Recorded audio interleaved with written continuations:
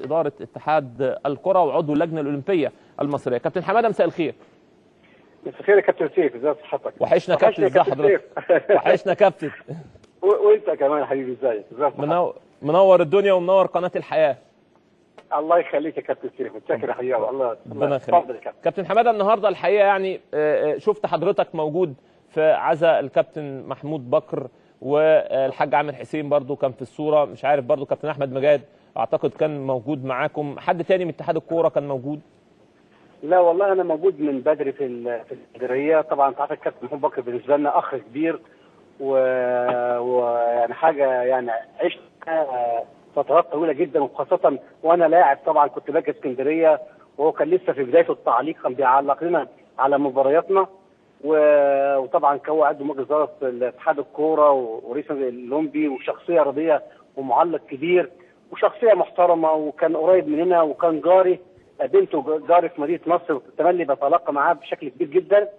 وطبعا حبيت اكون موجود يعني اعزي ابنه ومراته، وطبعا جماهير اسكندريه كانت موجوده بشكل كبير جدا، جميع اللعيبه القدامى سواء الاتحاد السكندري او الاولمبي كانوا موجودين، المسؤولين في حرس الحدود كانوا موجودين. كنت مع بدري، انا كنت رحت مع الحاج عامر حسين، وكنا موجودين مع الناس والحمد لله رب العالمين. يعني نسال الله سبحانه وتعالى ليه الرحمه والاهلي، ولينا احنا برضه الصبر والسلوان ان شاء الله باذن الله، ان شاء الله يا رب يا كابتن. الحقيقه يعني دايما صاحب واجب يا كابتن حماده، ودايما موجود الحقيقه في الحاجات اللي فيها نوع انساني ده، ويعني حاجه الحقيقه الناس بتحترم كده بشكل كبير يعني. والله يا كابتن سيف، احنا الحياه بتتداول مع بعضيها. النهارده انت موجود، بكره غيرك بيعز فيك طبعا. فانت النهارده ده كان رمز لينا، وراجل رياضي بشكل كبير جدا، وكان ليه عطاء في الرياضه، سواء كان لعيب بقول لحضرتك، او كمعلق، او كرئيس نادي، او كعضو مجلس اداره اتحاد الكوره.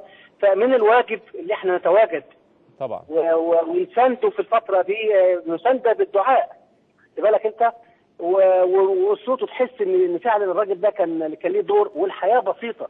الرساله اللي عاوز اوصلها يا كابتن سيف ان الحياه بتاعتنا صغيره. يا ريت الناس اللي بتعمل مشاكل، ويعني بتثير الراي العام، وبتعمل يعني اثاره، نرجو ان الناس تفهم ان الحياه بسيطه والحياه صغيره. يا ريت كلنا نتعاون مع بعضينا للصالح، يا ريت نتعاون مع بعضينا للخير، حب بلدنا، الانتاج، التصنيع. ما مش هنتقدم واحنا بنكره بعض طبعا، مش هنتقدم واحنا في بينا فرقه طبعا. يعني فانا ارجو ان الناس تعي تماما ان الحياه بسيطه، والمشاجرات والمشاحنات والمهاترات ما بتجيبش اي نوع من الخير. بتمنى لك كل التوفيق يا كابتن حماده، وبشكرك شكرا جزيلا. كابتن حماده المصري، عضو مجلس اداره اتحاد الكره المصري، وعضو اللجنه الاولمبيه المصريه ايضا. يعني الحقيقه على